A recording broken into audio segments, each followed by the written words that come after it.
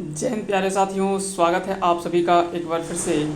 आइए हम बात करेंगे एक इम्पोर्टेंट सेशन को लेकर आए हुए हैं जो आपके प्रीवियस ईयर के क्वेश्चन सेट है। आप क्वेश्चन को देखेंगे उसके बाद समझ में आ जाएगा। यह क्वेश्चन सेट जो है वो है संयुक्त स्नातक प्रशिक्षित शिक्षक प्रतियोगिता परीक्षा 2016 का।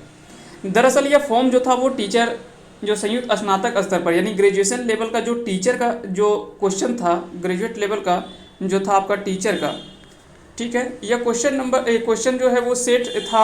यह दरअसल एग्ज़ाम जो होना था वो 2016 का ये सेट था, मुख्य रूप से 2016 का। लेकिन अगर इसका एग्ज़ाम देखा जाए तो इसका एग्ज़ाम जो हुआ था वो हुआ था 29 अक्टूबर 2017 को।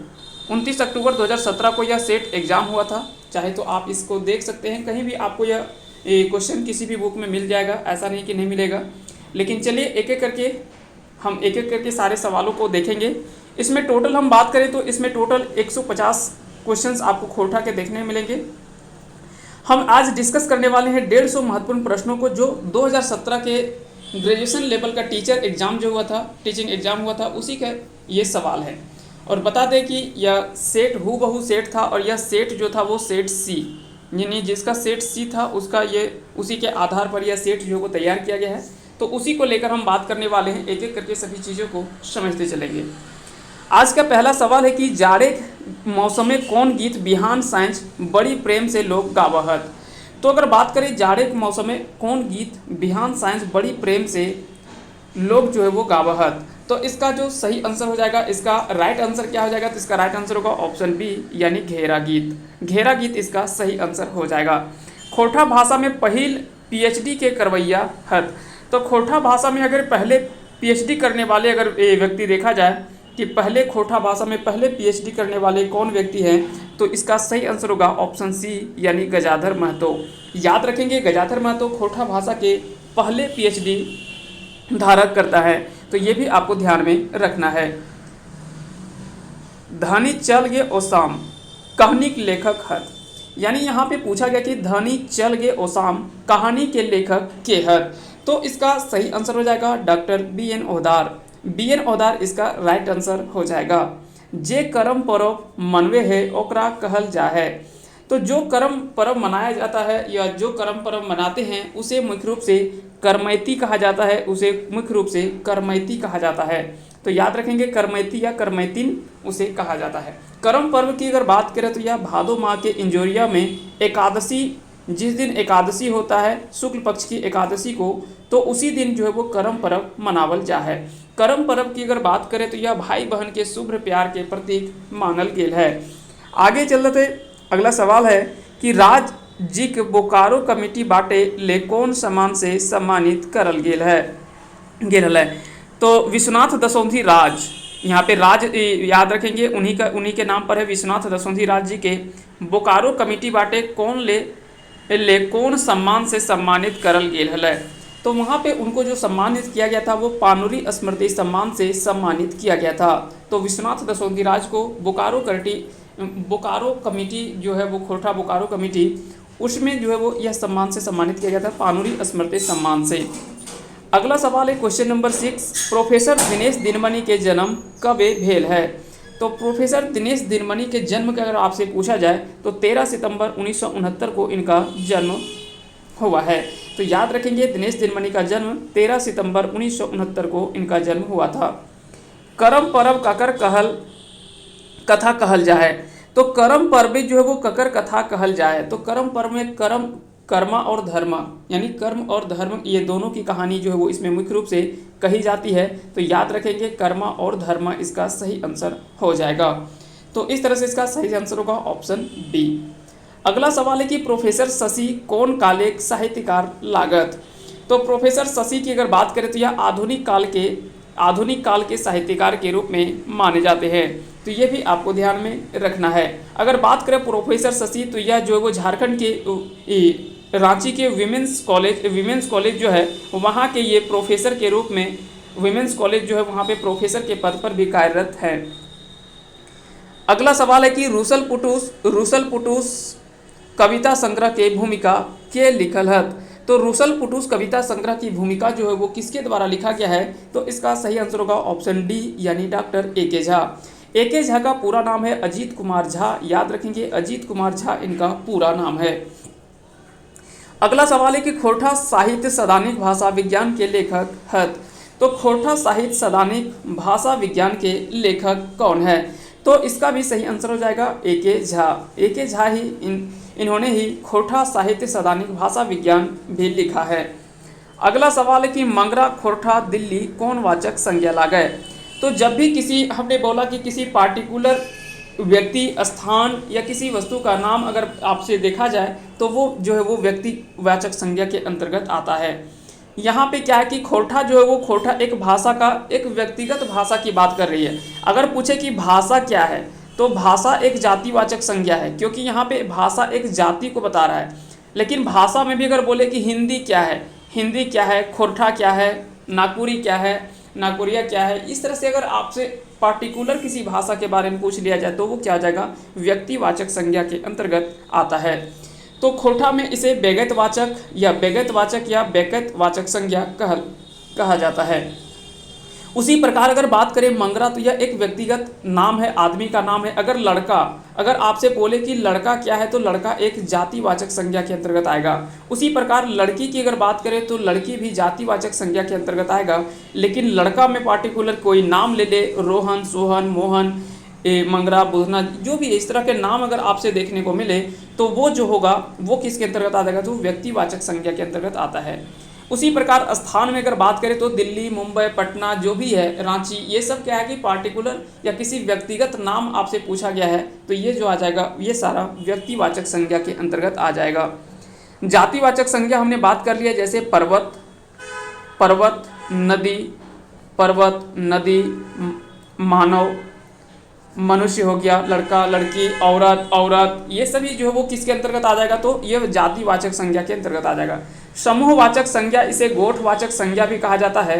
मुख्य रूप से जहाँ पे एक से अधिक या भीड़ भाड़ का हमको बोध होता है, यानी एक से अधिक संख्या का बोध होता है, उसे हम कहते हैं समूहवाचक संज्ञा। जैसे मेला, बाजार, कहीं कोई सम्मेलन हो रहा हो, यदि जहाँ पे भीड़ इकट्ठा हो वैसे जगह को समूहवाचक संज्ञा के रूप में, जैसे सेना हो गया, ठीक है, सेना हो गया, और भी कई ऐसे चीज़ है जहाँ पे कई सारे भीड़ इकट्ठा हो, वैसे को हम क्या कहते हैं, समूहवाचक संज्ञा के अंतर्गत रखते हैं। वहीं अगर बात करें भाववाचक संज्ञा, जहाँ से एक भाव उत्पन्न हो, जैसे बचपन, लड़कपन, ऊंचाई, लंबाई, इस तरह का जो शब्द है जिसमें उपसर्ग और प्रत्यय हम नहीं जोड़ सकते हैं, वैसे को हम भाववाचक संज्ञा के रूप में जानते हैं। तो ये भी आपको ध्यान में रखना है। उसके बाद एक और बचता है द्रव्यवाचक संज्ञा, क्योंकि जानते हैं कि संज्ञा के 5 भेद होते हैं, व्यक्तिवाचक संज्ञा, जातिवाचक संज्ञा, समूहवाचक संज्ञा, भाववाचक संज्ञा और द्रव्यवाचक संज्ञा। तो द्रव्यवाचक संज्ञा जैसे पानी, दूध, वैसे वस्तु को हम द्रव्यवाचक संज्ञा के अंतर्गत रखते हैं, जिसे मापा या तौला जा सकता है, उसे हम रखते हैं द्रव्यवाचक संज्ञा के अंतर्गत। अगला सवाल है, बाभन नाचे कोरी देखे की लागे।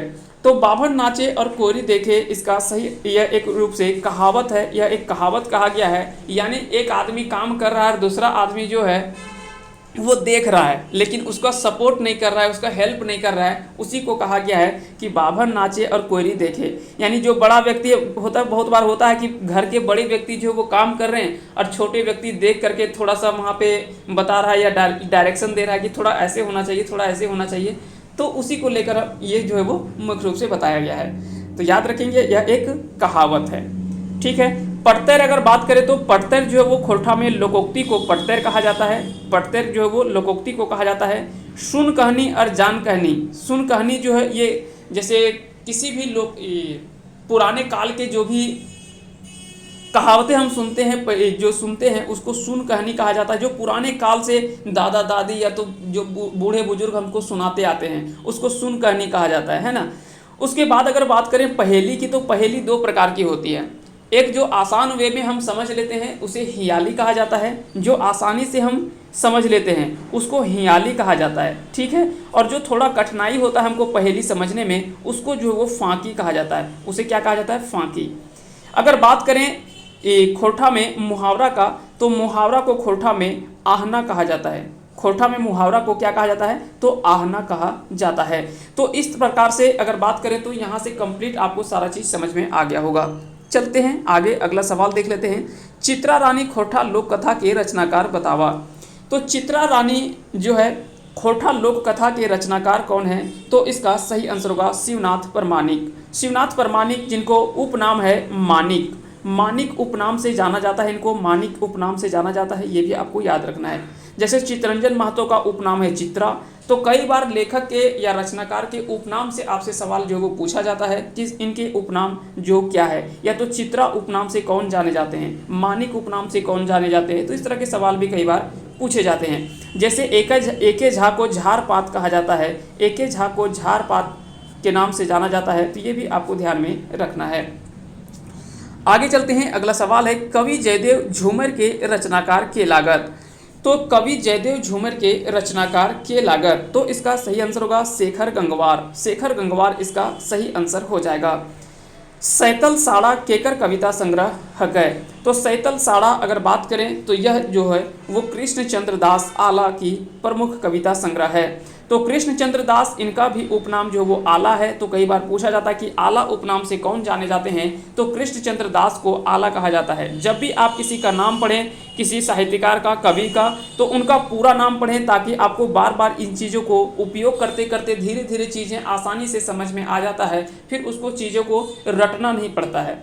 नहीं तो अगर आप किसी एक टेबल के रूप में सभी को रटने के लिए बैठ जाएंगे तो वो हो सकता है कि थोड़ा सा आपको कठिनाई हो सकता है, लेकिन नाम के साथ आप बार बार इन चीज़ों को दोहराते चलें, बार बार लेते चलें, आपको आसानी से ये सारे चीज़ समझ में आ जाएगा, आपको रटने की आवश्यकता नहीं है।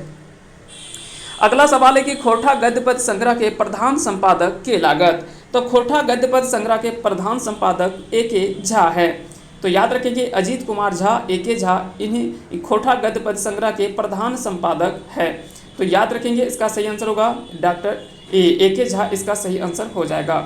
बी.एन. ओहदार का पूरा नाम अगर आपसे पूछा जाए तो भोगनाथ ओहदार इनका पूरा नाम है।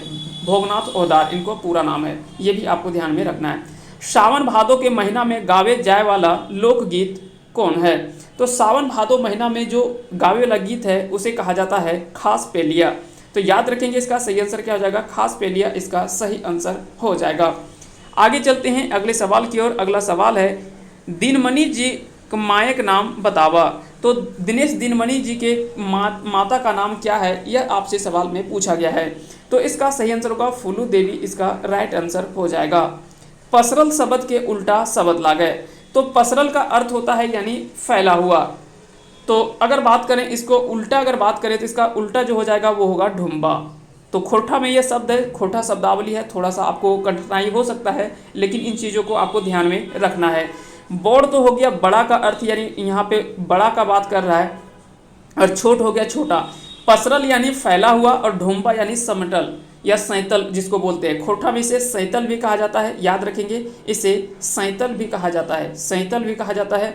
तो खोटा में सैतल या ढुम्बा, जबकि पसरल हो गया यानी फैला हुआ। आगे चलते हैं अगले सवाल की ओर। अगला सवाल है कि नाता बतवैया अव्यय के कतना भागे बांटल जाय पारे। तो नाता बतवैया अव्यय के केते भागे बांटल जाय पारे। तो यह दरअसल जो है वो सवाल जो है वो JSSC के द्वारा थोड़ा सा स्टार मार्क किया गया था। आपको इसका कमेंट करके बताना है कि इसका राइट आंसर क्या होगा, कि नाता बतवैया जो नाता बताने के लिए जो अव्यय है उसके कितना भाग बांटल जा पा रहे। तो इसका आंसर आपको कमेंट करके बताना है, और साथ ही साथ अव्यय के कुल कितने भेद होते हैं और अव्यय किसे कहते हैं, आप कमेंट करके जरूर बताएंगे कि अव्यय किसे कहते हैं, अव्यय के कितने भेद हैं, और नाता बतवैया अव्यय जो होता है, जिसको नाता बताने के लिए अव्यय का प्रयोग किया जाता है, उसको कितना भागों में हम बांट सकते हैं, इसका आंसर आप कमेंट करके जरूर बताएंगे। आगे चलते हैं अगले सवाल की ओर। अगला सवाल देख लेते हैं कि क्रिया विशेषण अव्यय कितना रकम में पावल जा है। तो क्रिया विशेषण अव्यय जो है वो मुख्य रूप से चार रकम के पावल जा है। तो इसका सही आंसर क्या हो जाएगा, ऑप्शन डी, यानी 4 प्रकार के। दो पहला जॉनरा कहानी के लेखक के लागत। दो पहला जॉनरा यहाँ से पूछा गया है कि यह जो वो किस कहानी से संबंधित है। तो इसका सही आंसर होगा ऑप्शन डी, यानी विनोद कुमार के द्वारा लिखा गया कहानी संग्रह सोंध माटी से यह लिया गया कहानी है। तो याद रखेंगे सोंध माटी जो है यह विनोद कुमार की काफ़ी कह सकते हैं कि चर्चित कहानी संग्रह है, जो कि उसी से एक संबंधित, इसमें टोटल 10 कहानी पढ़ना है, उसमें से एक आपका कहानी है दो पहला जॉनरा। तो ये भी कहानी जो है वो इसी सोंध माटी से लिया गया है। तो याद रखेंगे इसका सही आंसर होगा ऑप्शन डी यानी विनोद कुमार। अगला सवाल है कि श्रीनिवास पानुरी स्मृति सम्मान सबसे पहले केकरा और कब मिलल है। तो श्रीनिवास पानुरी स्मृति सम्मान यह कई बार सवाल जो है वो रिपीटेड सवाल है और लगभग एग्जाम में यह सवाल जो वो पूछा गया है। तो ये चीज़ आपको जरूर ध्यान रखना है कि श्रीनिवास पानुरी जो है वो खोरठा के सबसे दिग्गज व्यक्तित्व और एक स्तंभ के रूप में माने जाते हैं। तो ये आपको ध्यान में रखना है। तो अगर आपसे पूछा जाए कि श्रीनिवास स्मृति सम्मान जो वो सबसे पहले जो मिला था वो महेश गोलवार को मिला था और यह कब मिला था, तो 1988 में उनको यह सम्मान जो वो दिया गया था। तो इस तरह से इसका सही आंसर होगा ऑप्शन बी। अगला सवाल है कि खोरठा और सदानिक छंद रस अलंकार किताबें लेखक के हैं। तो खोरठा और सदानिक छंद रस अलंकार किताबें लेखक अगर पूछा जाए तो A.K. झा इसका सही आंसर हो जाएगा। तो इसका राइट आंसर होगा ऑप्शन बी यानी A.K. झा। अगला सवाल है कि जे शब्द पहले जोड़ल जाए तकरा कहल जा है। तो जे शब्द से पहले जोड़ल जा है ओकरा की कहल जा है, तो तकरा कहल जा है उपसर्ग। ओकरा कहल जा है उपसर्ग। और जे शब्द के पाछू जोड़ल जा है यानी बाद में जोड़ल जा है ओकरा कहल जा है प्रत्यय। तो यहाँ पे इसको लिखते हैं हम इस तरह से प्रत्यय, इसको बोला जाता है प्रत्यय, ठीक ना। उपसर्ग और प्रत्यय आपने पढ़ा होगा, अगर नहीं पढ़ा होगा तो जल्द ही हम इसमें पूरा संपूर्ण जो है वो टोटल खोरठा ग्रामर का एक एक करके कंप्लीट वीडियो हम लेकर आने वाले हैं। उस पर काम चल रहा है, जल्द ही हम उस सेशन को स्टार्ट करने वाले हैं। तो अगर इस चैनल से आप जुड़े नहीं हैं तो इस चैनल को सब्सक्राइब कर लेंगे और बेल आइकन को प्रेस कर दें, ताकि जब भी कोई हम वीडियो इसमें लेकर आएंगे तो उसका नोटिफिकेशन आपके पास चला जाएगा और आप आसानी से उसका बेनिफिट्स उठा पाएंगे। साथ ही साथ आपके एग्जाम के पहले टोटल खोरठा ग्रामर का कंप्लीट वीडियो इसमें जो है वो प्रोवाइड कर दी जाएगी। तो आप निश्चय ही इस चैनल के साथ बने रहें, हमारे साथ जुड़े रहें, निश्चय ही यहाँ से आपको काफ़ी ज़्यादा बेनिफिट्स नज़र आने वाला है आगे चल के। आगे चलते हैं अगले सवाल की ओर। अगला सवाल है डॉक्टर B.N. ओहदार कर कहानी है। तो डॉक्टर B.N. ओहदार के इकर में कौन कहानी है, धोखा, कुसुमी, काछिम या छुगु काका। तो अगर में सही आंसर हो तो काछिम जो है वो B.N. ओहदार कर कहानी है। तो इसका सही आंसर होगा ऑप्शन सी। अगला सवाल है कि दिनेश दिनमणि कौन कॉलेज के प्रोफेसर लागत।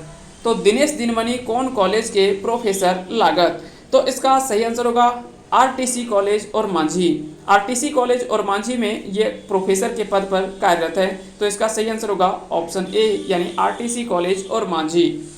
अगला सवाल देख लेते हैं कि गीतांजलि के खोरठा अनुवाद के करलहत। तो गीतांजलि के खोरठा में अनुवाद जो है वो किसके द्वारा किया गया है, यह भी सवाल जो है वो कई बार पूछा गया है। तो इसका सही आंसर होगा मनमोहन पाठक। मनमोहन पाठक के द्वारा ही गीतांजलि का खोरठा में अनुवाद किया गया है। तो इस तरह से इसका जो सही आंसर हो जाएगा वो होगा ऑप्शन ए। अगला सवाल है कि पानुरी जी मरण बच्छर बतावा, यानी श्रीनिवास पानुरी जी का निधन जो हुआ था वो कब हुआ था। तो इस तरह से इसका सही आंसर आपको याद रखना है 7 अक्टूबर 1986 को। 7 अक्टूबर 1986 को इनका निधन हुआ था, जबकि इनका जन्म अगर आपसे पूछा जाए तो 25 दिसंबर 1920 को इनका जन्म हुआ था।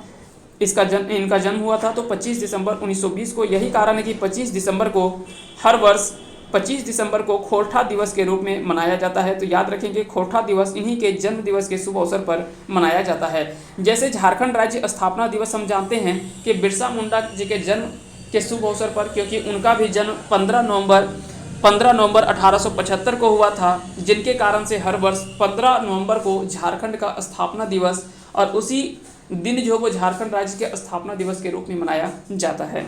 तो इस प्रकार इन चीज़ों को आपको ध्यान में रखना है। अगला सवाल है कि शेख भिखारी जीवनी के लिखल है।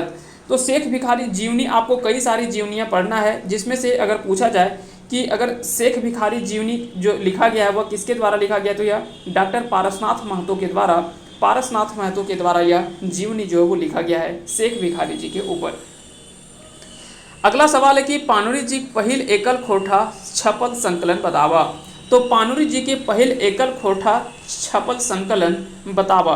तो इसमें जो सही आंसर हो जाएगा वो होगा बाल किरण इसका सही आंसर हो जाएगा। अगला सवाल है कि डाह नाटक में कई गो खांधा है, यानी डाह नाटक को कितने खंडों में जो वो बांटा गया है। तो याद रखेंगे इसका सही आंसर होगा ऑप्शन बी यानी तीन खंडों में जो वो बांटा गया है। डाह नाटक की अगर रचनाकार अगर आपसे पूछा जाए तो सुकुमार के द्वारा लिखा गया है, सुकुमार के द्वारा लिखा गया है डाह नाटक। तो याद रखेंगे इसका सही आंसर होगा ऑप्शन बी, यानी 3 खंडों में, यानी 3 गो खंधा में बांटल है। अगला सवाल है कि दीदी जी कहानी के लिखल हत। तो दीदी जी जो कहानी है उसको किसके द्वारा लिखा गया है? तो इसका सही आंसर होगा पंचम महतो के द्वारा। पंचम महतो के द्वारा ही जो है वो दीदी जी कहानी जो है वो लिखा गया है। तो इस तरह से इसका सही आंसर क्या हो जाएगा? सही आंसर होगा ऑप्शन सी, यानी पंचम महतो। इसका राइट आंसर होगा पंचम महतो। एगो चिट्ठी काकर पत्र साहित्य है। तो एगो चिट्ठी यह ककर पत्र साहित्य है, इसके बारे में आपसे पूछा गया है। तो इसका राइट आंसर होगा ए.के. झा। ए.के. झा के द्वारा ही लिखा गया है एगो चिट्ठी। अगला सवाल है कि पानुरी जी का मायक नाम बतावा। तो पानुरी जी का, श्रीनिवास पानुरी जी के माता जी का नाम क्या है? तो यहाँ से कई तरह के सवाल जो वो आपसे पूछे जाते हैं। तो इसका सही आंसर होगा दुखनी देवी। दुखनी देवी जो है वो पानुरी जी के माता जी का नाम था। पैंचा कर समान शब्द लागे, पैंचा कर समान शब्द लागे। तो पैंचा का अर्थ होता है यहाँ पे पैंचा लेना, यानी किसी से उधार लेना, है ना। जैसे बोलते हैं ना कि किसी से बाकी या उधार लेना, उसी को कहा जाता है, जिसको हम कर्ज के रूप में कहते हैं। तो उसी को हम क्या कहते हैं? कर्जा कहते हैं, है ना। तो जिससे किसी व्यक्ति से हमने एक पैंचा लिया या कर्जा, उसको कर्जा कहा जाता है। तो इसका सही आंसर होगा कर्जा। जे जनिक छुआ नाय हवो है ओकरा कहल जा है। तो आप सभी को पता है कि इसका सही आंसर होगा ऑप्शन बी, यानी बांझी। बांझी या तो फिर बांझिन, बांझिन कई जगह पे क्योंकि आप सभी को पता है कि जिनके बच्चा नहीं होता उसे क्या कहा जाता है? तो बांझिन कहा जाता है। जिनके पति नहीं होते हैं उनको रांड कहा जाता है, जिनकी पत्नी नहीं होती है उसे रंडुआ कहा जाता है। ये चीज़ आपको ध्यान में रखना है इन तीनों को। अगला सवाल है कि भगजोगनी के बापेक नाम बतावा। तो भगजोगनी के बापेक नाम की हल है। तो इसका सही आंसर होगा ऑप्शन ए, यानी कुदरा। कुदरा इसका जो है वो सही आंसर हो जाएगा। बाल काव्य कविता पुराण के लिखल है। तो बाल काव्य कविता पुराण के लिखल है, इसका सही आंसर आपको बताना है। इसका राइट आंसर क्या होगा? तो इसका सही आंसर होगा ए.के. झा। ए.के. झा के द्वारा लिखा गया है बाल काव्य कविता पुराण। इसका सही आंसर क्या हो जाएगा? तो ऑप्शन ए इसका राइट आंसर होगा। अगला सवाल है कि कहनी कहानी के लिखल है। तो कहनी कहानी के लिखल है, इसके बारे में आपसे पूछा गया है। इसका राइट आंसर होगा ए.के. झा के द्वारा यह लिखा गया है।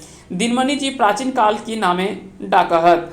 तो दिनमणि जी को, दिनेश दिनमणि जी को प्राचीन काल में की नामे से डाकहत, यानी इसको किस नाम से बुला गया था? तो बीज जौपन इसका सही आंसर हो जाएगा। बीज जौपन इसका राइट आंसर हो जाएगा। याद रखिए इसका सही आंसर होगा ऑप्शन ए, बीज जौपन।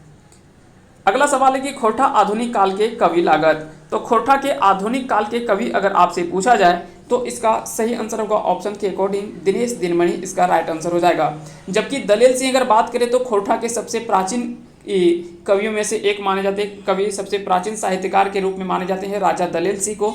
और यह जो वो रामगढ़ के राजा थे, इनके द्वारा जो सबसे ज़्यादा चर्चित रचना माना जाता है वो शिव सागर जो वो इनकी चर्चित रचना मानी जाती है। जबकि तितकी राय, चामू कुमार, ये सभी जो वो प्राचीन काल के खोरठा के साहित्य कवि या साहित्यकार माने जाते हैं। जबकि दिनेश दिनमणि जो है यह आधुनिक काल के रचना या कवि माने जाते हैं। दिनमणि जी के मते खोरठा साहित्य के कई गो काल विभाजन करल है।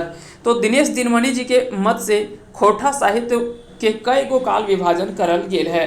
तो इसका सही आंसर होगा 3 गो काल विभाजन करल गेल है। जैसे प्राचीन काल, मध्यकालीन काल और फिर हो जाएगा आधुनिक काल। ये 3 कालों में जो है वो 3 कालखंडों में इनको बांटा गया है खोरठा साहित्य को। तो याद रखेंगे इस प्रकार से इन्होंने 3 कालखंडों में बांटा है। राजजी कविता संग्रह वेदना के पंख कहाँ से छपल रहे? तो विश्वनाथ दसौंधी राज जी की कविता संग्रह है। तो सबसे पहले तो यही चीज़ पूछा जा सकता है कि वेदना के पंख जो कविता संग्रह है इसको किसके द्वारा लिखा गया? तो यह लिखा गया विश्वनाथ दसौंधी राज के द्वारा। कई बार पूछा जाता है कि राज जो है यह किनका उपनाम है? तो याद रखेंगे विश्वनाथ दसौंधी राज, उनका पूरा नाम है विश्वनाथ दसौंधी राज। तो उन्हीं को राज उपनाम से जाना जाता है। अगर पूछा जाए कि वेदना के पंख जो कविता संग्रह था यह कहाँ से प्रकाश या कहाँ से छपल रहे, यानी यह छपा था वो कहाँ से छपल था, उसके बारे में आपसे पूछा गया। तो इसका सही आंसर क्या हो जाएगा? आगरा। इसका राइट आंसर होगा ऑप्शन डी, यानी आगरा से इसका सही आंसर हो जाएगा। सोंध माटी में कई गो कहानी शामिल है। तो सोंध माटी में अगर कुल कहानियों की संख्या अगर बात करें तो 10 कहानी है। इसके पहले हमने बात कर लिया है इसके बारे में। 10 कहानी इसमें जो है वो टोटल पढ़ना है, ये आपको ध्यान में रखना है। तो इस तरह से आप जरूर ध्यान रखेंगे कि सोंध माटी में कुल कितनी कहानियाँ हैं, तो 10 कहानी इसमें पढ़ना है। विनोद कुमार की यह काफ़ी चर्चित कहानी संग्रह जो वो माना जाता है। आगे चलते हैं, अगला सवाल है, खोरठांचल के लोक कथा के कौन नाम से जानल जा है। तो खोरठांचल के लोक कथा में कौन नाम से जानल जा है, तो इसके बारे में आपको बताना है। सुन कहानी, सुन कथा, कहानी या फिर ज्ञान कहानी। तो इसका सही आंसर हो जाएगा ऑप्शन सी यानी कहानी। कहानी इसका जो है वो सही आंसर हो जाएगा। पानुरी जी गृहस्थी चलवे खातिर कौन दुकान खोलल रहत। तो आप सभी को पता है कि पानुरी जी जब घर गृहस्थी चलाने के लिए जब उनके पास कई सारी दिक्कतों का सामना करना पड़ा था और काफ़ी ज़्यादा दिक्कतों का सामना करके आज वो भले एक दिग्गज व्यक्तित्व के रूप में माने जाते हैं, लेकिन कहीं ना कहीं अपने जीवन में उन्होंने कई सारा संघर्ष किया है और संघर्ष करने के बावजूद इस मुकाम पर पहुँचे हैं। तो उसको लेकर आपको ध्यान में रखना है कि यह जो वो पान गुमटी जो है वो खोले थे और पान बेचने का कार्य भी ये करते थे अपने जीवन यापन के लिए, घर गृहस्थी चलाने के लिए। तो ये आपको ध्यान में रखना है, यह आपसे सवाल जो वो पूछा जा सकता है। शिवनाथ परमानी जी की लिखल कविता लागय। तो इसमें से शिवनाथ परमानी जी की लिखल कविता कौन लागय। सांप और बेंग, भूतेक डर, मानुस और मेढ़ या फिर सुन रे मानुस। तो इसका जो वो सही आंसर होगा मानुस और मेढ़। मानुस और मेढ़ जो है इसका सही आंसर हो जाएगा। तो याद रखेंगे मानुस और मेढ़ जो है यह कविता लिखल है शिवनाथ परमानी जी के। अगला सवाल है कि सुकुमार कर लिखल कविता है। तो सुकुमार जी के द्वारा लिखा गया कविता इसमें से कौन सा है, तो इसका सही आंसर होगा खंगटल घर। खंगटल घर इसका सही आंसर हो जाएगा। जबकि दामोदरे कोरा या शिवनाथ परमानी की कविता आपको याद रखना है, इसका जो सही आंसर दामोदरे कोरा जो वो शिवनाथ परमानी के द्वारा लिखा गया है। अब धरबो लुवाठी, अब धरबो लुवाठी यह भी जो वो काफ़ी ज़्यादा चर्चित माना जाता है, यह सिराजुद्दीन सिराज के द्वारा लिखा गया है अब धरबो लुवाठी। तो इसके बारे में भी आपको ध्यान में रखना है। आगे चलते हैं अगले सवाल की ओर। धनिक गरीब कैसन कथा है। तो धनिक गरीब जो है वो कैसन कथा है, यह आपसे पूछा गया है। तो इसका सही आंसर होगा ऑप्शन बी यानी सामाजिक। धनिक गरीब जो है वो कैसन कथा है, तो यह एक सामाजिक कथा है। खोठा सदानी मोटा मोटी कतना रकमेक वाक्य मिले है। तो खोठा सदानी मोटा मोटी कतना रकमेक वाक्य जो है वो मिला है, तो इसका सही आंसर होगा 8। इसका राइट आंसर हो जाएगा ऑप्शन डी यानी कुल 8 रकमे के वाक्य मिला है। हरियरे हरियर कहानी केकर रचना लागय। हरियरे हरियर, हरियरे हरियर जो कहानी है वह किसके द्वारा लिखा गया कहानी है, तो इसका सही आंसर होगा डॉक्टर गजाधर महतो प्रभाकर। डॉक्टर गजाधर महतो प्रभाकर के द्वारा यह लिखा गया है हरियरे हरियर। यह पहले पीएचडी या खोरठा के पहले पीएचडी धारक है, ये भी आपको ध्यान में रखना है। गोबर माटी दिए की लागय। गोबर माटी दिए इसका जो वो यह एक किस प्रकार की विधा है, तो यह एक मुहावरा है। गोबर माटी दिए इसका सही आंसर होगा, यह एक मुहावरा है, यह एक मुहावरा है। अगला सवाल है कि जाड़ कविता के लेखक के है। तो जाड़ कविता जो है वह किसके द्वारा लिखा गया है, यह आपको बताना है। तो इसका सही आंसर होगा ऑप्शन डी यानी doctor BN Ohdar. Doctor BN Ohdar जो वो जाड़ कविता के लेखक हैं। एक सुपर गीतकार और सुपर कवि केकरा कहल है। तो यहाँ पे क्या है कि ये दोनों रूप में एक सुपर गीतकार यानी गीत भी लिखना है और सुपर कवि भी केकरा कहल गेल है। तो इस प्रकार से इसका सही आंसर होगा शिवनाथ परमाणिक यानी ऑप्शन बी, जो इनको एक सुपर गीतकार भी माना जाता है, यानी सुपर गीतकार भी माना जाता है और साथ ही साथ कवि भी माना गया है। तो याद रखेंगे इसका सही आंसर होगा शिवनाथ परमाणिक। और साथ ही साथ कई बार पूछे जाते हैं कि इनमें से कौन से जो है वो एक खोरठा साहित्यकार जो है वो मौसम वैज्ञानिक है, तो AK झा का नाम आता है इसमें। ऐसे सवाल भी कई बार आपसे पूछे गए हैं कि इनमें से कौन से एक खोरठा के साहित्यकार जो वो मौसम वैज्ञानिक से मौसम विज्ञान से संबंधित है, तो ये आपको ध्यान में रखना है। AK झा उनका नाम याद रखना है। शिवनाथ परमानी के बाप एक नाम बतावा। तो जब भी कोई रचनाकार या साहित्यकार के बारे में आप याद रखें तो सबसे पहले तो उनके जो मूल चीज़ है उन चीज़ों को जरूर आप याद रखें। सबसे पहले उनका जन्म स्थान आपको याद रखना है, कहाँ पे जन्म हुआ था, यानी झारखंड के किस जिले में या कहाँ पे उनका जो वो जन्म हुआ था। उनके पिता का नाम, उनके माता का नाम, उनका एजुकेशनल क्वालिफिकेशन, और अगर किसी कॉलेज या यूनिवर्सिटी में वो पढ़ा रहे हैं तो उसके बारे में, उनको जो प्रमुख सम्मान मिला है वो आपको याद रखना है। जो भी प्रमुख सम्मान मिला है ये आपको कम से कम याद रखना है। उनके द्वारा लिखा गया कुछ प्रमुख रचनाएं जो भी हो, कहानी हो, या नाटक हो या उपन्यास हो, जो भी हो, कविता हो, तो उनकी प्रमुख रचनाएं आपको याद रखना है। और अंत में उनका अगर वो रचनाकार या साहित्यकार का निधन हो गया है तो उनका निधन कब हुआ ये चीज़ आपको ध्यान में रखना है। तो किसी भी रचनाकार या साहित्यकार के बारे में आपको कम से कम इन 7-8 पॉइंट को कम से कम आपको ध्यान में रखना है। सबसे पहला जन्म, दूसरा उनका जन्म कहाँ पे हुआ था, उनके पिता का नाम, उनकी माता का नाम, उसके बाद उनके द्वारा जो एजुकेशनल क्वालिफिकेशन हो वो याद आपको रखना है, 5वां पॉइंट। छठा पॉइंट आपके याद रखना कि उनके द्वारा कौन सा सम्मान जो वो प्राप्त हुआ है वो चीज़। अगर किसी कॉलेज या यूनिवर्सिटी में वो पढ़ा रहे हैं तो वह किस कॉलेज में पढ़ा रहे हैं या पढ़ाए थे, ये चीज़ आपको ध्यान रखना है। उसके बाद उनके द्वारा लिखा गया प्रमुख रचनाएं जो भी है, और अगर उनका निधन हो गया तो उनके निधन के बारे में आपको ध्यान में रखना है। तो इतनी चीज़ जो वो किसी भी साहित्यकार या रचनाकार के बारे में आपको या किसी भी कवि के बारे में आपको ध्यान में रखना है। आगे चलते हैं अगले सवाल की ओर। अगला सवाल है, खोरठा पत्रिका जनक केकरा मानल गेल है। तो खोरठा पत्रिका जनक जो है वो केकरा मानल गेल है। तो अगर बात करें यह सवाल को तो 17 का 57 क्वेश्चन नंबर 57 का आंसर होगा ऑप्शन डी यानी श्रीनिवास पानुरे। खोरठा पत्रिका जनक जो है वो कहल गेल है श्रीनिवास पानुरे के। ये भी चीज़ आपको ध्यान में रखना है। दसौंधी राज्य की कहानी महुआ कौन पखवाड़ी पत्रिका है छपल हल। तो दसौंधी राज जी के कहानी जो है वो महुआ। तो यहाँ से एक चीज़ तो आपको पता चल गया कि महुआ जो कहानी है यह लिखा गया है विश्वनाथ दसौंधी राज के द्वारा।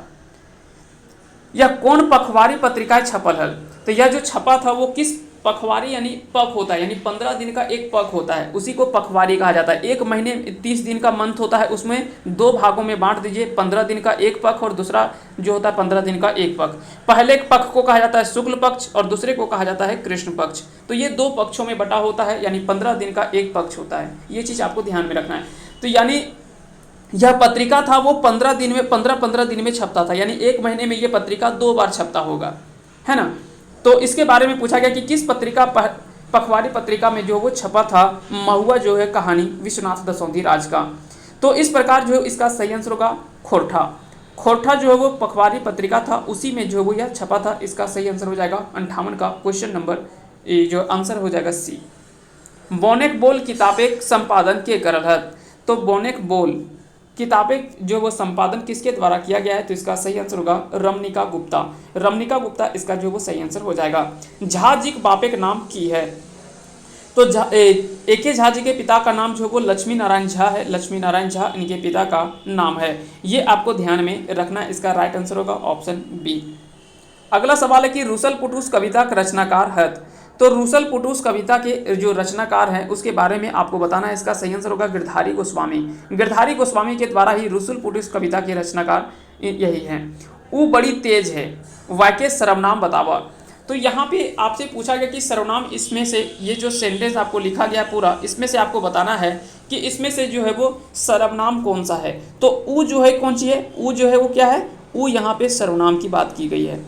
क्योंकि हम जानते हैं कि संज्ञा के बदले में जैसे अगर बोलते हैं कि राम बड़ी तेज है या तो श्याम बड़ी तेज है, मंगरा बड़ी तेज है, तो मंगरा, श्याम, मोहन, रोहन, ये सब क्या है, ये सब जो वो संज्ञा वर्ड है। ये सारा क्या है, संज्ञा है। लेकिन संज्ञा के बदले में हमने यहाँ क्या किसका प्रयोग किया, ऊ बड़ी तेज है। तो ऊ यहाँ पे संज्ञा के बदले में जो प्रयोग किया उसी को हम सर्वनाम कहते हैं। तेज अगर बात करें तो तेज जो उसकी विशेषता बता रहा है, लेकिन बड़ी तेज है या क्रिया विशेषण है ना। बड़ी जो वो क्या है, क्रिया विशेषण है। ये आपको ध्यान में रखना है। यहाँ पे क्या है, तो है जो वो सहायक क्रिया है। आगे चलते हैं। अगला सवाल है कि खोरठा भीष्म पितामह ककरा कहल हथिन। तो खोरठा के भीष्म पितामह जो वो श्रीनिवास पानुरे जी को माना जाता है। खोरठा के भीष्म पितामह, उसके अलावे खोरठा के नागा अर्जुन भी कहा जाता है, नागा अर्जुन के नाम से भी जाना जाता है। तो खोरठा के वाल्मीकि के नाम से भी जाना जाता है। तो ये सभी जो वो नाम जो इनको श्रीनिवास पानुरे जी को कहा जाता है, ये सभी चीज़ आपको ध्यान में रखना है।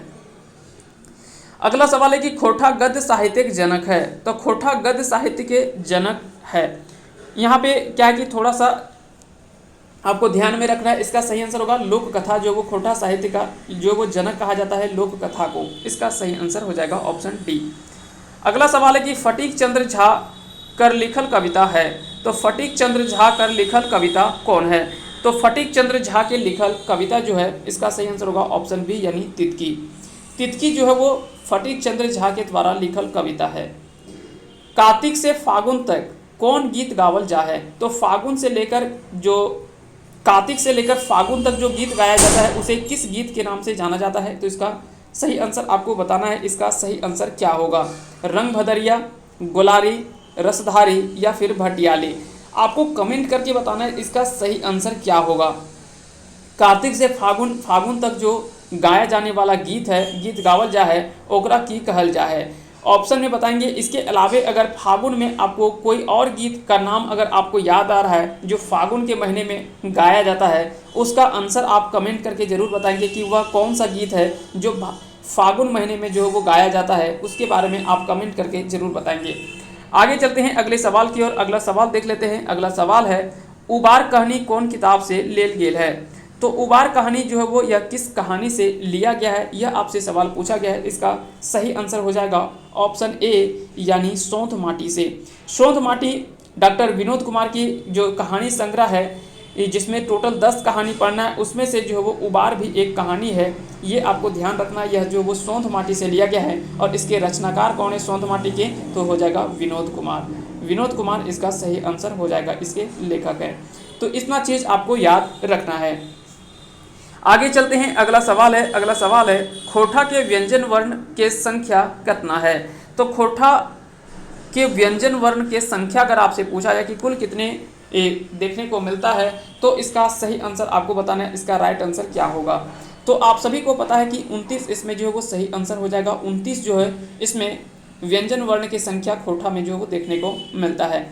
और स्वर वर्ण की अगर बात करें तो स्वर वर्ण अगर टोटल बात करें तो खोठा में 8 देखने को मिलता है। इस प्रकार से इन सभी चीज़ों को आपको ध्यान में रखना है। कई जगह पे यह संख्या जो वो 27 भी मिलेगा, कई जगह पे यह संख्या 27 मिलेगा, कई जगह पे 29 मिलेगा। तो ये दोनों चीज़ आप थोड़ा सा देख लेंगे। ऑप्शन के अकॉर्डिंग अगर 27 और 29 दोनों, तो 27 इसका ज़्यादा अच्छा आंसर होता है और 8 जो है वो स्वर वर्ण होता है। टोटल 35 जो है वो देखने को मिलता है। कई जगह पे कहीं कहीं पे आपको 37 मिलेगा। ये दोनों चीज़ आप ध्यान रख लेंगे। जैसे खोठा में 4 जो है वो वर्ण जो वो अलग अलग माना जाता है, जैसे नह, मह, रह और लह। ये 4 चीज़ जो है वो अलग अलग से ये काउंट कई सारे ऐसे साहित्यकार, खोठा के साहित्यकार हैं जो मानते हैं इन 4 को अलग से जोड़ते हैं। कई लोग जो इन चारों को नहीं जोड़ते हैं। ये भी आपको याद रखना है। NH, MH, RH और LH, ये 4 को जो वो अलग से वो काउंट करते हैं। ये भी चीज़ आपको ध्यान में रखना है। कई लोग इसको काउंट नहीं करते हैं। तो कई जगह पे कुछ जगहों पे अलग अलग आपको मिलते हैं। वहीं अगर बात करें खोठा स्वर वर्ण की कि कौन कौन से स्वर वर्ण है, तो हो गया अ, अमिया अ, हरस्व ई, दीर्घ ई, हरस्व उ, दीर्घ उ, ए और ओ। ये जो है वो 8 स्वर वर्ण है खोठा के जो आपसे पूछे जाते हैं। यहाँ पे आपको ध्यान में रखना है। वहीं अगर बात करें खोठा लिखने में, तो खोठा लिखने में दीर्घ ई और दीर्घ उ, ये दोनों का प्रयोग जो वो नहीं होता है। ये चीज़ आपको ध्यान में रखना है। स्वर वर्ण में भले काउंट होता है, लेकिन लिखने में जो है वो खोठा लिखने में इन दोनों का प्रयोग जो है वो दीर्घ का प्रयोग नहीं किया जाता है। दीर्घ ई का और दीर्घ उ का प्रयोग नहीं होता है। अब यहाँ पे पूछेंगे कि यहाँ पे 8 ही क्यों और 4 क्यों छोड़ दिया गया है? जैसे एक छोड़ा गया है अय, तो अय जो है इसके जगह पे जो है वो खोठा में अ और ई जोड़ करके ई, माफ़ कीजिएगा, यहाँ पे ई का इसका प्रयोग नहीं होता है, ह्रस्व का प्रयोग होता है। यहाँ पे दीर्घ का प्रयोग नहीं किया जाता है। तो याद रखेंगे यहाँ पे जो है वो अई जोड़ करके इसको लिखा जाता है। और एक होता है औ, तो औ को जो है वो इसमें अ और उ इसको जो है लिखा जाता है। इस प्रकार से खोठा में चेंज करके यहाँ पे लिखा जाता है। इन दोनों चीज़ों को आपको ध्यान में रखना है। अय और औ को जो है वो इस रूप में चेंज करके इसको लिखा जाता है।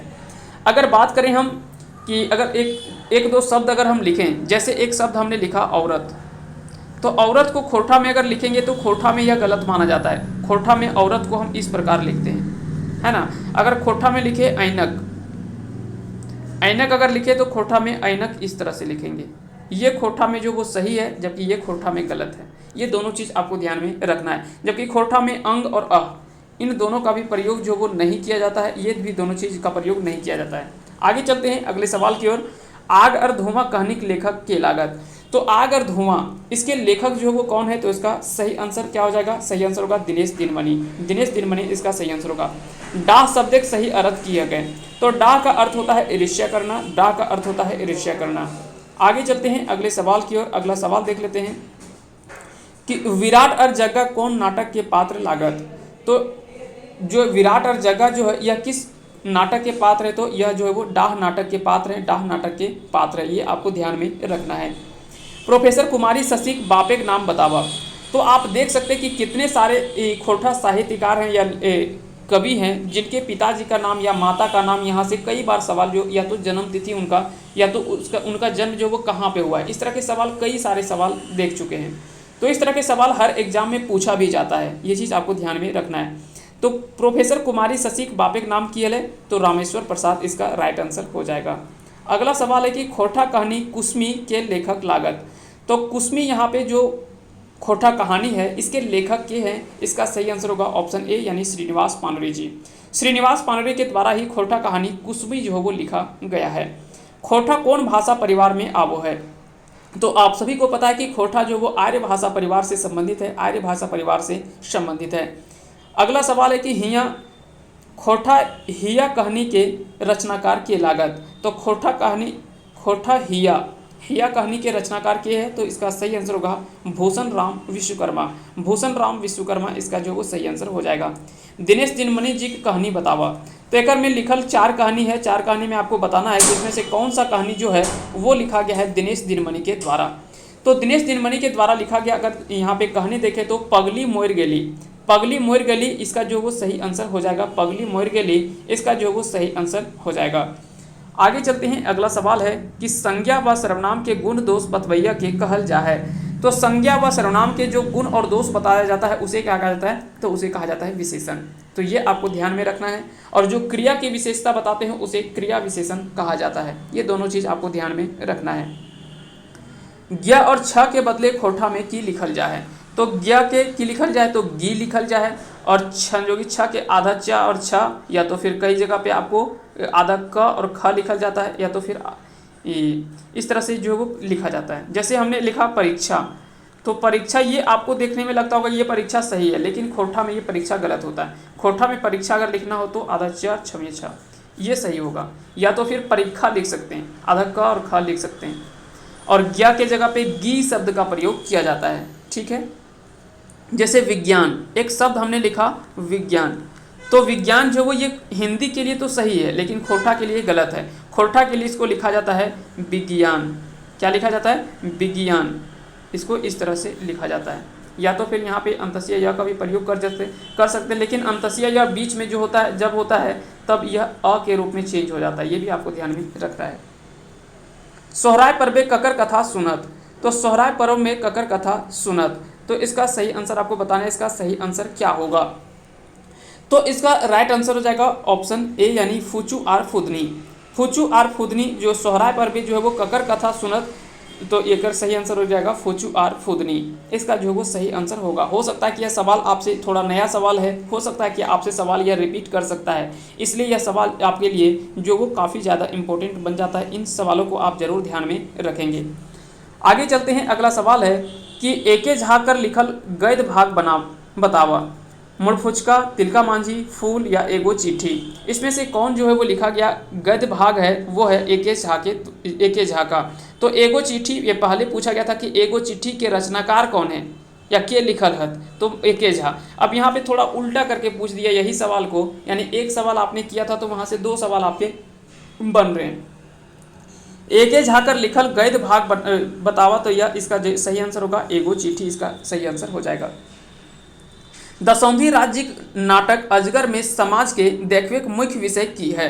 तो दसौंधी राज्य जी के नाटक अजगर जो यहाँ पे बताया गया है वो मुख्य रूप से जो दिखाया गया है, मुख्य रूप से जो कटाक्ष किया गया है वो शोषण और भ्रष्टाचार पर यह जो वो फोकस किया गया है। यह मुख्य विषय जो दर्शाया गया है वह शोषण और भ्रष्टाचार। जो यहाँ पे अजगर बताया गया है वो यहाँ पे मानव रूपी जो शोषण करता है या शोषणकारी जो या भ्रष्टाचार करने वाले लोग हैं उनको जो यहाँ पे अजगर बताया गया है, जो यानी गरीबों को ऊपर शोषण करके या तो कह सकते हैं कि उसको निगल जा रहे हैं और वो डकार तक नहीं ले रहे हैं। तो उन्हीं के ऊपर यह जो वो मुख्य रूप से जो यह कटाक्ष किया गया है। याद रखेंगे दशौंधी राज्य के नाटक जो प्रमुख नाटक है अजगर, जो काफ़ी चर्चित नाटक है और JSSC CGL के यह सिलेबस में भी आपको दिया गया है, तो ये सारा चीज़ आपको पढ़ना भी है। तो कई ऐसे चीज़ हैं जो आप देख रहे होंगे कि कॉमन पार्ट है, ऐसा नहीं है, लेकिन ये क्वेश्चन है पूछा हुआ टीचर एग्जाम का, तो ये सारा चीज़ हम पहले बता दिए हैं कि टीचर का ये सिलेबस है, लेकिन ये आपको और भी एग्जाम्स में JSSC के और भी एग्जाम्स में ये काम आ सकता है। आगे चलते हैं अगले सवाल को। श्याम सुंदर महतो कहाँ का रवैया लागत? तो श्याम सुंदर महतो अगर आपसे पूछा जाए कि यह कहाँ के रवैया लागत, तो खेसमी धनबाद इसका जो वो सही आंसर हो जाएगा। तो खेसमी अगर नहीं भी याद हो तो धनबाद कम से कम आपको ध्यान में होना चाहिए। श्याम सुंदर महतो आप याद रखेंगे, धनबाद कम से कम आपको ध्यान में रखना है। अगला सवाल है अन उपसर्ग से बनल शब्द बतावा। तो अन शब्द अन उपसर्ग है, तो उपसर्ग है तो स्वाभाविक बात है कि शब्द के आगू में उपयोग हुआ होगा, क्योंकि लास्ट में जो होता है उसको तो प्रत्यय कहा जाता है। तो यहाँ पे एक ही ऐसा शब्द हमको दिख रहा है जिसमें अन जो है वो पहले प्रयोग हुआ है, अन ठेकान। तो अन ठेकान में अन जो है उपसर्ग का प्रयोग हुआ है, जो उपसर्ग जो वो यहाँ पे पहले प्रयोग होता है, तो अन ठेकान जो है इसका सही आंसर हो जाएगा। अब न रहा पटायल कविता के रचनाकार के लागत। तो अब न रहा पटायल कविता के रचनाकार के लागत, तो यहाँ पे हो जाएगा इसका सही आंसर। आपको बताना है इसका सही आंसर क्या हो जाएगा। तो इसका राइट आंसर होगा ऑप्शन ए, यानी गजाधर महतो प्रभाकर जो है अब न रहा पटायल, यहाँ पे इनका जो लिखा गया कविता है वो गजाधर महतो की कविता है।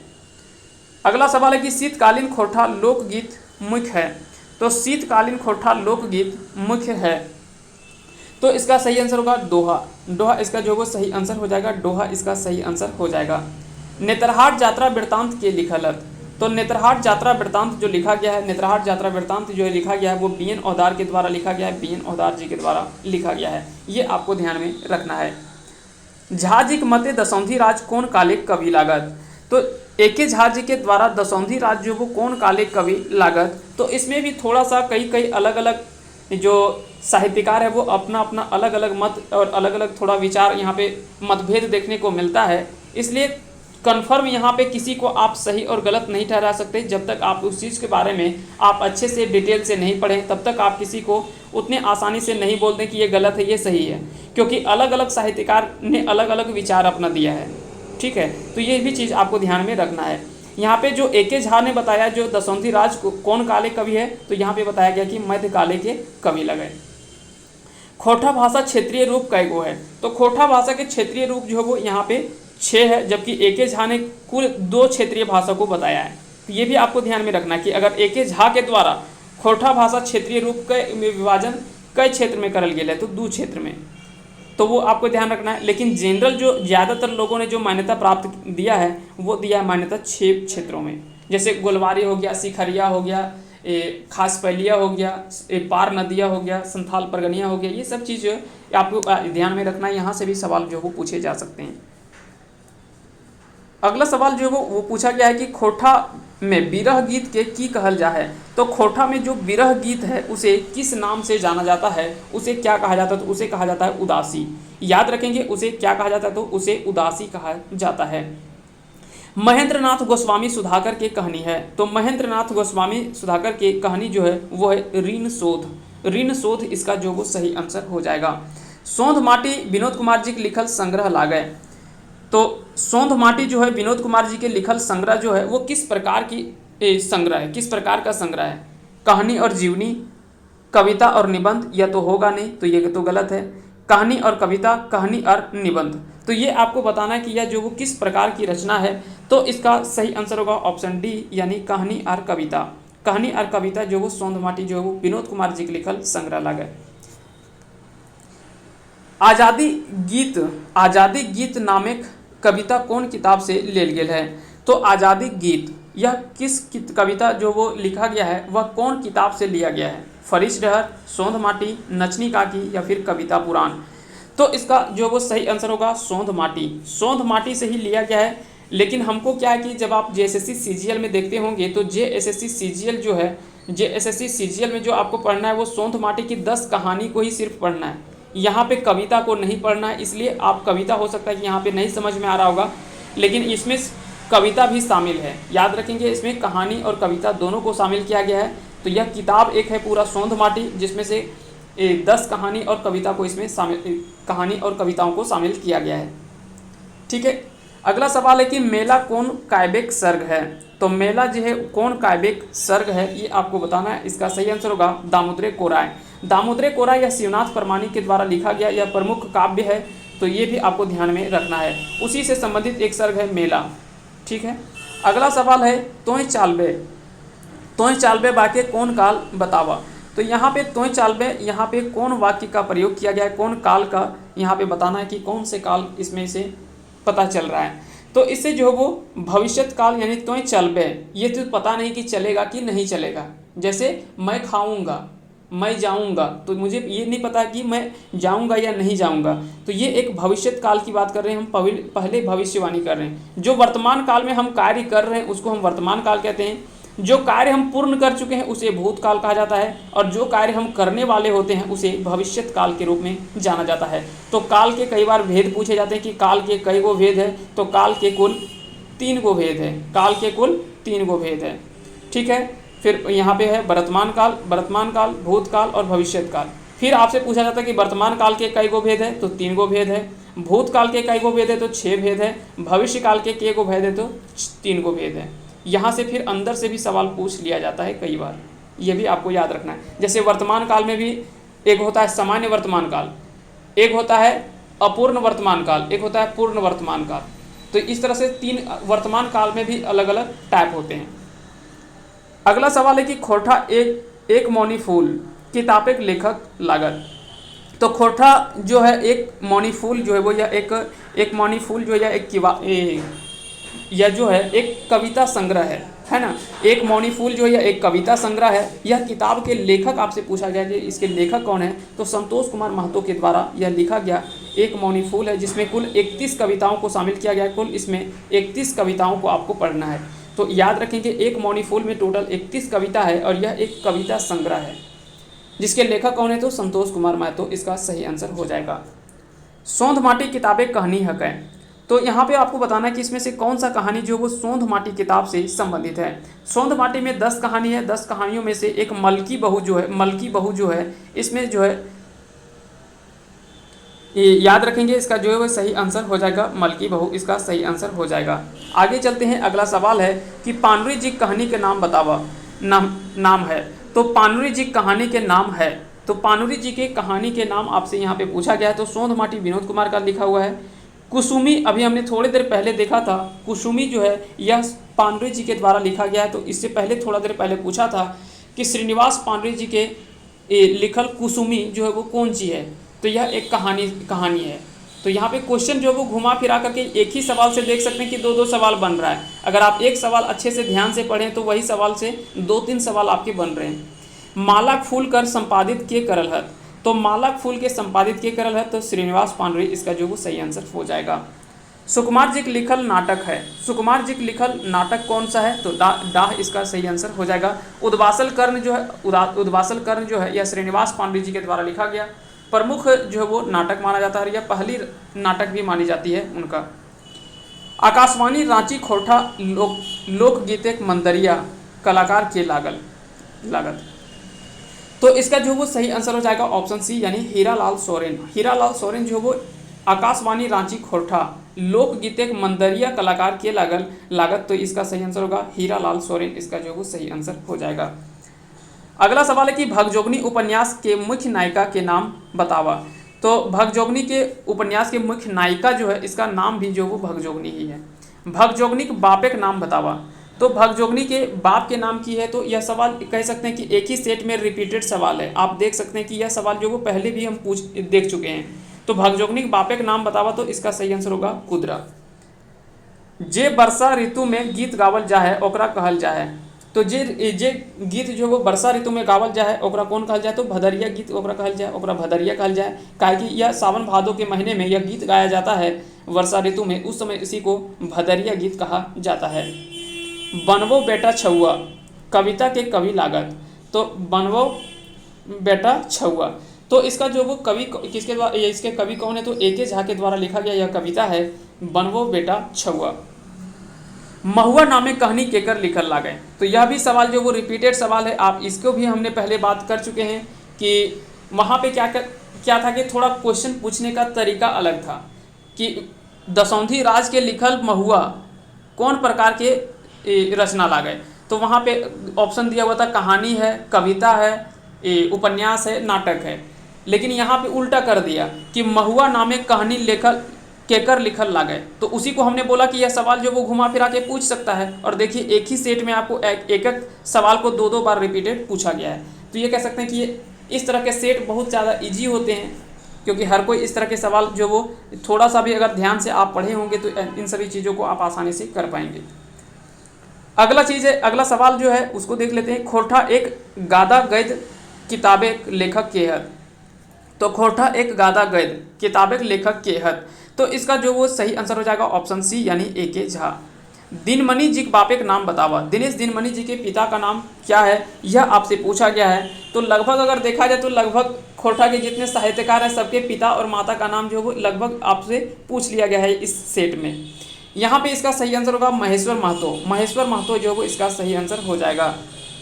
डाह नाटक में मर्द पात्र कहते हैं। तो डाह नाटक में जो पुरुष पात्र हैं उनकी संख्या आपसे पूछा गया है। इसमें से कुल कितने पात्र जो है वो पुरुष पात्र हैं। तो 12 इसमें पुरुष पात्र हैं, ये आपको ध्यान में रखना है। खोरठा पखवारी पत्रकार संपादक के करल हत। तो खोरठा पखवारी पत्रकार संपादक के करल है तो श्रीनिवास पांडुरी इसका जो वो सही आंसर हो जाएगा।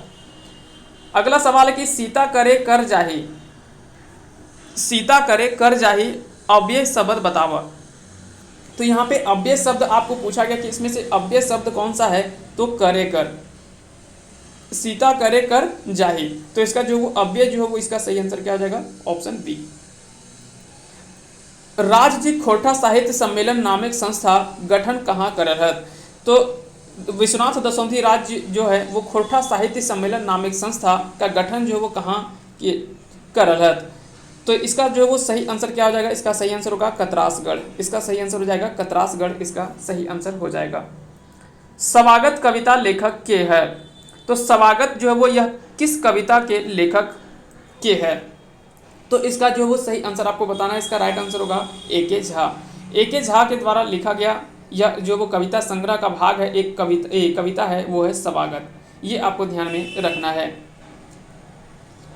जैसे आपने कविता संग्रह पढ़ा होगा खोरठा काठे पैदे खंडी। खोरठा काठे पैदे खंडी। तो उसमें आपने खोरठा काठे पैदे खंडी उसमें आपने पढ़ा होगा। तो ए के झा जी के द्वारा लिखा गया है कविता संग्रह है, उसी से संबंधित यह कविता है स्वागत। ये भी आपको ध्यान में रखना है। खोरठा में बुझावल व पहेली के की कहल जा है। तो खोरठा में बुझावल व पहेली के की कहल जा है, ये आपसे पूछा गया है। जान कहनी या हारा बदिया, सुन कहनी या पहेली, कहावत व हारा बदिया। तो इस तरह से इसका जो वो सही आंसर होगा जान कहनी व हारा बदिया। इसका सही आंसर होगा ऑप्शन ए। ढीठ कविता के लिखल है। तो ढीठ कविता जो है वो यह किसके द्वारा लिखा गया है। तो इसका सही आंसर होगा ऑप्शन सी यानी सुकुमार के द्वारा। सुकुमार जी के द्वारा ही लिखा गया है ढीठ कविता। हाम के बहुवचन की लागय। तो हाम के बहुवचन क्या हो जाएगा हामिन। हाम के बहुवचन हामिन हो जाएगा। यानी हम का एक अर्थ होता है हम और बहुवचन उसका यानी हम लोग, जिसको हामिन कहते हैं खोरठा में, हिंदी में बोलते तो हम लोग। खोरठा साहित्य 1960 से 1980 के ईस्वी तक के कौन युग कहल गेल है। तो अगर बात करें कि खोरठा साहित्य में यह युग को जो वो पानुरी युग के नाम से जाना जाता है। पानुरी युग के नाम से जाना जाता है 60 से 80 के दशक को। 60 से 80 के दशक को जो यह दशक को जो ईस्वी को क्या कहा जाता है, इस काल को क्या कहा जाता है। तो पानुरी युग के नाम से जाना जाता है। निर्णय गीत कौन मौसम में गावल जा है। तो निर्णय गीत जो है वो यह किस मौसम में गाया जाता है। तो यह गर्मी के मौसम में निर्णय गीत गावल जा है। जबकि भदरिया गीत हमने देखा कि सावन भादों के समय में, यानी जब वर्षा ऋतु होता है उस समय जो वो भदरिया गीत गाया जाता है ना। अगला सवाल है कि कौन जिला खोरठा भाषा नाय बोलल जा है। तो इसमें से आपको बताना है कि इसमें से कौन सा जिला है जिसमें खोरठा भाषा नाय बोलल जा है। तो इसमें अगर बात करें देवघर, साहिबगंज और दुमका, इन जिलाओं में कहीं ना कहीं जो वो खोरठा भाषा बोला जाता है, जबकि लोहरदगा में खोरठा भाषा नहीं बोला जाता है। ये आपको ध्यान में रखना है। खोरठा भाषा विज्ञान किताब के लेखक है। अब ऐसा नहीं कि बिल्कुल नहीं बोला जाता है, थोड़ा बहुत बोला जाता है, लेकिन एक जो मान्यता है, मान्यता के हिसाब से जो एक मेजोरिटी जहाँ पे होता है उस प्रकार से आपको यहाँ पे ज़्यादातर संख्या में नहीं मिलेगा। खोरठा भाषा विज्ञान किताब के लेखक है, तो खोरठा भाषा विज्ञान जो लिखा है यह लिखा है ए.के. झा के द्वारा। यह भी सवाल जो वो रिपीटेड सवाल है, ये भी सवाल जो वो रिपीटेड है। विश्वनाथ दसोंधी राज के लिखल उपन्यास है, तो विश्वनाथ दसोंधी राज के लिखल उपन्यास है भगजोगनी। भगजोगनी इसका सही आंसर हो जाएगा। अगला सवाल है कि डॉक्टर बी.एन. औदारकर रचनाकर नाम बतावा। तो डॉक्टर बी.एन. औदारकर रचना, इसमें आपसे पूछा गया कि इसमें से कौन सा रचना जो है वो डॉक्टर बी.एन. औदारकर है, तो इसका सही आंसर है हमें खड़ा हो। हमें खड़ा हो दरअसल बी.एन. औदारकर एक खोरठा निबंध है, खोरठा निबंध संग्रह वो है खोरठा निबंध। खोरठा निबंध जो है यह लिखा गया है बी.एन. औदार के द्वारा। इसमें टोटल 12 निबंध आपको पढ़ना है। इसमें टोटल कितना 12 निबंध आपको पढ़ना है। उसी में से एक उसका अंतिम निबंध जो है वो है हमें खड़ा हो, ये आपको ध्यान में रखना है। इसके अलावा 12 निबंध टोटल इसमें से पढ़ना है। या खोरठा निबंध जो बी.एन. औदार की निबंध संग्रह है, निबंध रचना है, उसी से संबंधित है। सोहराय पर्व के आगू घरे घर जाके कौन गीत गावल जा है, तो सोहराय पर्व के आगू जो है वो घरे घर जाके कौन गीत गावल जा है, ये आपसे पूछा गया है। तो इसका सही आंसर होगा चाँचर गीत इसमें गाया जाता है। कौन सा गीत गाया जाता है, तो चाँचर गीत गाया जाता है। डमकच या खेमटा अगर बात करें तो जब लड़का के घर से जब बारात चला जाता है तो उसके घर में जो रात को जो महिलाओं के द्वारा किया जाता है उसको कहा जाता है डमकच। ये भी आपको ध्यान में रखना है। आगे चलते हैं। अगला सवाल है कि एकाएकी होवा अड़गाहिक सही अर्थ बतावा। यानी एकाएकी होवा, यहाँ पे पूछा गया कि इसमें से इसका अर्थ क्या होता है। तो एकाएकी होवा इसका अर्थ होगा अलग होना। एकाएकी यानी अलग अलग हो जाओ, है ना। इसका सही आंसर क्या हो जाएगा, अर्थ सही क्या हो जाएगा, तो अलग होना। रूसल पुटुस किताबें संपादन के करल है, तो रूसल पुटुस यह जो वो लिखा गया है वह किसके द्वारा, तो शिवनाथ परमाणिक के द्वारा यह संपादन किया गया है। हेंठ हुलका कर विराम चिन्ह बतावा। तो हेंठ हुलका कर विराम चिन्ह अगर आपसे पूछा जाए तो इसका सही आंसर होगा हेंठ हुलका में इस विराम चिन्ह का प्रयोग किया जाएगा। तो याद रखेंगे हेंठ हुलका, यानी बीच में हम इस प्रकार के यहाँ पे लिखेंगे हेंठ हुलका। तो याद रखेंगे यहाँ पे जो वो इस प्रकार का विराम चिन्ह का प्रयोग करेंगे, इसका सही आंसर हो जाएगा। पानुरी जी की रचना मेघदूत कौन बच्चर छपल है, तो पानुरी जी की रचना मेघदूत कौन बच्चर छपल है, तो इसका सही आंसर होगा ऑप्शन बी यानी 1968 में। खूब कहानी कहानीकार बतावा। तो खूब कहानी जो है इसके कहानीकार कौन है, तो विनोद कुमार। यह भी कविता जो है वो सोंध माटी से लिया गया है। कहानी वो है खूब जो है वो कहानी वो किससे लिया गया, तो सोंध माटी कहानी संग्रह से लिया गया है, जिसके लेखक है विनोद कुमार। दिनमणि जी ए मानुष कविता में कौन लोग के डहर देखवे चेष्टा करल है, तो सबसे पहले आपको याद रखना कि ए मानुष जो कविता है इसको लिखा है किसने, तो दिनमणि के द्वारा, दिनेश दिनमणि के द्वारा लिखा गया है। इसमें कविता में कौन लोग के डहर देखवे चेष्टा करल है, देहाती लोग के, बोड़ाल लोग के, शहरी लोग के या सामाजिक लोग के। तो याद रखेंगे इसका सही आंसर होगा सामाजिक लोग के जो वो डहर देखवे चेष्टा करल है। जनजातीय एवं क्षेत्रीय भाषा विभाग की स्थापना बच्चर बताना है, तो इसकी स्थापना जो वो कब हुआ था, यह भी सवाल जो वो काफ़ी ज़्यादा बार रिपीटेड सवाल है, ये भी आपको याद रखना है। 12 मई 1980 को जनजातीय एवं क्षेत्रीय भाषा विभाग की स्थापना हुआ था। अगला सवाल है कि खोरठा कौन उपन्यास के साहित्यिक नवयुग के रचना मानल है, तो खोरठा कौन उपन्यास के साहित्यिक नवयुग के रचना मानल है, तो इसका सही आंसर होगा ऑप्शन डी यानी भगजोगनी। संज्ञा कई गो भेद है, तो संज्ञा के 5 गो भेद है, ठीक है। व्यक्तिवाचक संज्ञा, जातिवाचक संज्ञा, भाववाचक संज्ञा, द्रव्यवाचक संज्ञा और समूहवाचक संज्ञा, जिसको गोंठवाचक संज्ञा के नाम से जाना जाता है। तो इस तरह प्रकार से संज्ञा के 5 भेद हैं। खटरस कहानी गोच के रचनाकार लागत, तो खटरस कहानी के जो गोच का अर्थ होता है यानी एक से अधिक, जिसको संग्रह हम लोग बोलते हैं, है ना। इसमें कहानी का संग्रह होता है खटरस। तो यह जो लिखा गया वो किसके द्वारा लिखा गया है, तो यह जनार्दन गोस्वामी के द्वारा लिखा गया है। भगजोगनी उपन्यास कौन बच्चर छपल है, तो भगजोगनी उपन्यास जो है यह छपल है 2004 में। 2004 इसका जो वो सही आंसर हो जाएगा। खोरठा भाषा एवं साहित्य उद्भव एवं विकास के प्रकाशन ठाव बतावा, तो दरअसल इसका सही आंसर अगर बात करें तो रांची और रामगढ़, ये दोनों इसका जो है वो सही आंसर हो जाएगा। क्योंकि खोरठा भाषा एवं साहित्य उद्भव और विकास यह बी.एन. औदार जी के द्वारा लिखा गया पुस्तक है, और यह अलग अलग समय पर इसका जो वो अलग अलग जगह से प्रकाशन हुआ है, जिसके कारण से ये दोनों इसका सही आंसर होगा। ये भी दोनों चीज़ आपको ध्यान में रखना है, रांची से भी हुआ है, रामगढ़ से भी हुआ है। अब डिपेंड करता है कि पहला प्रकाशन पूछा गया आपसे या फिर किस प्रकार का प्रकाशन आपसे पूछा गया, ये आपको ध्यान में रखना है। कौन गीत शीतकालीन मौसम में नाय गावल जा है? तो कौन गीत जो वो शीतकालीन मौसम में नाय गावल जा है? चांचर, घेरा गीत, खेमटा या फिर दोहा? तो इसका जो सही आंसर हो जाएगा वो हो जाएगा दोहा। दोहा जो है वो शीतकालीन मौसम में नहीं गाया जाता है, जबकि चांचर, घेरा गीत और खेमटा ये तीनों जो है वो शीतकालीन मौसम में गाया जाता है। ओते आर तापे कौन कथा कर पात्र लागत? तो ओते आर तापे या जो वो है बामन आर भूत कथा के पात्र लागत। तो याद रखेंगे ओते आर तापे कौन कथा कर पात्र लागत, तो इसका हो जाएगा बामन आर भूत, इसका सही आंसर हो जाएगा। अगला सवाल है कि दसौंधी राज जी कर केकर दुलार पाए के आपन पढ़ा सुना करते रहला? तो दसौंधी राज जो वो केकर दुलार पाए के आपन पढ़ा सुना करते रहल, तो इसका सही आंसर होगा मायक। आपन मायक दुलार पाए के आपन पढ़ा सुना करते रहला, तो इसका जो वो सही आंसर हो जाएगा ऑप्शन ए। खोटा पहिल संस्मरण छपायल बछर है? तो खोटा का पहला संस्मरण जो वो किस वर्ष छपा गया था, इसके बारे में आपसे पूछा गया है, तो इसका सही आंसर होगा 1988 में पहली बार जो वो खोटा संस्मरण जो वो छपा गया था 1988 में। रैस्का नामक शब्द चित्र रेखा चित्र के लिखल है? तो रैस्का जो है वो लिखा गया, रैस्का जो लिखा गया है वो लिखा गया है शांति भारत के द्वारा लिखा गया है रैस्का। याद रखेंगे, इसका सही आंसर हो जाएगा ऑप्शन डी। अगला सवाल है कि दिनेश दिनमणि जी जन्म स्थान के बतावा? तो दिनेश दिनमणि जी के जन्म स्थान के बताना, यानी जन्म स्थान जो है वो कहाँ है, तो बाराडी बोकारो इसका याद रखना है। बोकारो में इनका जो है वो जन्म हुआ है, बोकारो इनका जन्म जो है वो बोकारो में हुआ है। अगला सवाल है पद्य भाग के बतावा? इसमें से खोटा पद्य भाग के बतावा, यानी पद्य भाग में क्या पढ़ा जाता है? जैसे गद्य भाग में हमने क्या पढ़ना है, तो कहानी पढ़ना है। पद्य भाग में क्या पढ़ना है, तो हमको कविता पढ़ना है।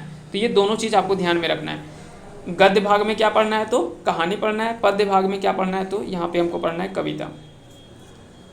अगला सवाल है बिरसा भगवान प्रबंध काव्य के रचनाकार के लागत? तो अगर आपसे पूछा जाए कि बिरसा भगवान प्रबंध काव्य के रचनाकार के लागत, तो इसका सही आंसर होगा धनपत महतो गणपति। धनपत महतो गणपति और गणपति इनका उपनाम है, तो ये चीज़ आपको याद रखना है, धनपत महतो इसका जो वो सही आंसर हो जाएगा। भूमि पाठ ज्ञान केकर रचना लागय? भूमि पाठ ज्ञान केकर रचना लागय? तो इसका सही आंसर आपको कमेंट थोड़ा सा इसमें क्या है कि ऑप्शन इरर है, ये आपको थोड़ा सा क्वेश्चन में ऑप्शन इरर है, इसलिए इस क्वेश्चन को थोड़ा सा स्टार्ट मार्क कर देते हैं। आगे चलते हैं अगले सवाल की ओर कि गंगूराम और हाड़ीराम कौन धारा गीत गावा हलत? तो गंगूराम और हाड़ीराम कौन धारा गीत गावा हलत? तो इसका जो वो सही आंसर हो जाएगा रासलीला धारा। रासलीला धारा के गीत जो वो गावा हला गंगूराम और हाड़ीराम। खोटा लोक साहित्य संग्रह के लेखक है? तो खोटा लोक साहित्य के संग्रह के लेखक जो है वो BN ओदार, इसका जो है सही आंसर हो जाएगा। खोटा उपन्यास सैर सगरठ के लिखल है?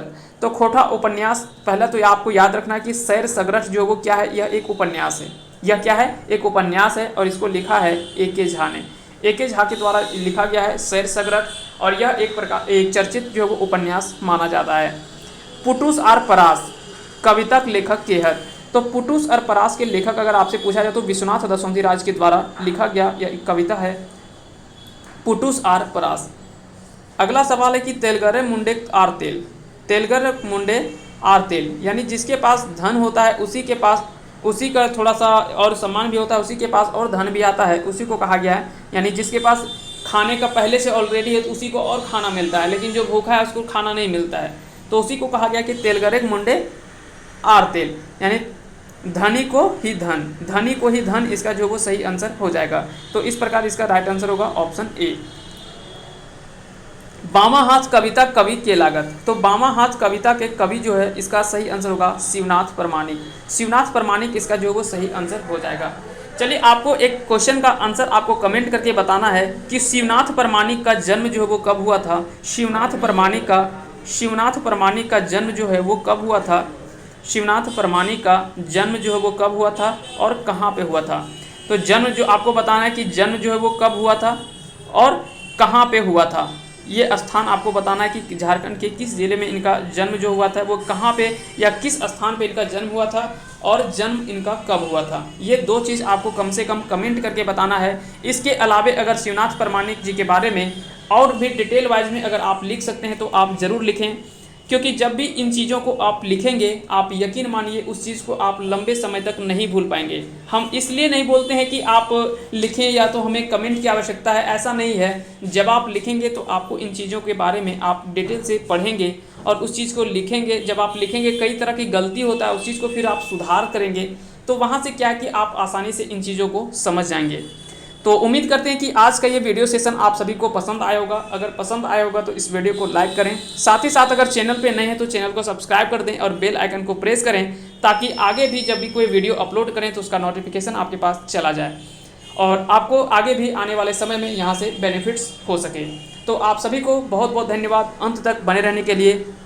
मिलते हैं फिर अगली वीडियो में, तब तक के लिए जय हिंद जय भारत।